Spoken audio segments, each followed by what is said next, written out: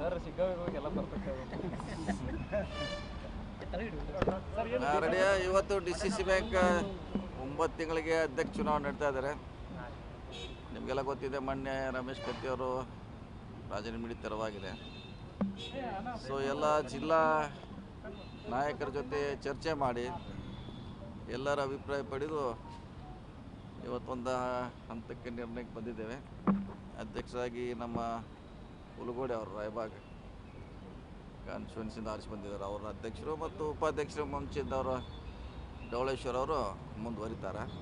So ಎಲ್ಲರೂ ಅಭಿಪ್ರಾಯ ಪಡೆದ ಮಾಡಿದ್ದೀವಿ. ಎಲ್ಲ ಸದಸ್ಯರು, MLAಗಳು, ಎಲ್ಲ ನಮ್ಮ ಮಾಜಿಗಳಿರ್ಬೋದು, ಎಲ್ಲರೂ ಅಭಿಪ್ರಾಯ ಪಡೆದು ಒಂದು ನಿರ್ಧಾರಕ್ಕೆ ಬಂದಿದ್ದೇವೆ. ಸರ್, ಬೆಳಗ್ಗೆವರೆಗೂ ರೇಸ್ನಲ್ಲಿದ್ದವರು ಹೋಗ್ಬಿಟ್ಟು ಸರ್ ಸಡನ್ ಆಗಿ ಇಲ್ಲ, ಎಲ್ಲರೂ ಕೇಳಿ ಮಾಡಬೇಕಾಯ್ತಲ್ಲ. ಎಲ್ಲರೂ ಮುಂದಿನ ಫ್ಯೂಚರು ರಾಜಕೀಯ ದೃಷ್ಟಿಯಿಂದ ಎಲ್ಲ ಕೂಡಿ ಒಂದು ಅಳತೆ ಮಾಡಬೇಕಾಗಿತ್ತು. ಹೀಗಾಗಿ ಹೊಸವಾಗಿ ಒಂದು ಅವಕಾಶ ಕೊಡೋಣ ಅಂತ ಹೊಸಬ್ರಿಗೆ ಕೊಟ್ಟಿದ್ವಿ.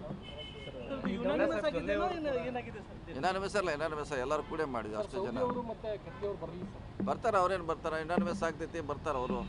ಅವ್ರು ನೇರವಾಗಿ ಸಭೆಗೆ ಬರ್ತಾರೆ.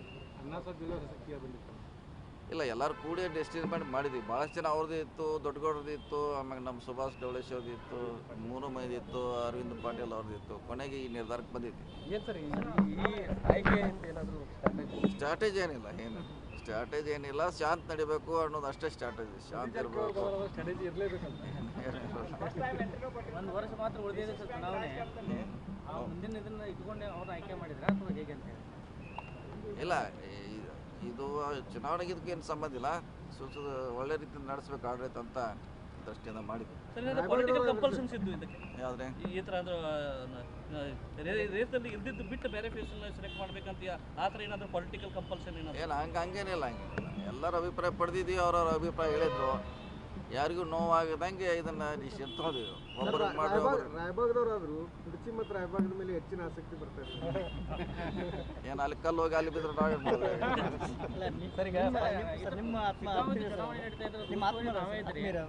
ಎಲ್ಲರೂ ಆತ್ಮೀಯರವ್ರು. ಅಷ್ಟು ಜನ ಆತ್ಮೀಯರ ನಮ್ಮ ಜೊತೆನೇ ಇದ್ದವ್ರು. ರಮೇಶ್ ಜಾರಕಿಹೊಳಿ ಅವರು, ಬಾಲಚಂದ್ರ ಜಾರಕಿಹೊಳಿ ಅವರು, ನೀವು ಕೂಡ ಫಸ್ಟ್ ಟೈಮ್ ಅಂದರೆ ಬಹಳ ದಿನಗಳ ನಂತರ ರಾಜಕಾರಣಕ್ಕೆ ಎಂಟ್ರಿ ಕೊಟ್ಟಿದ್ರು.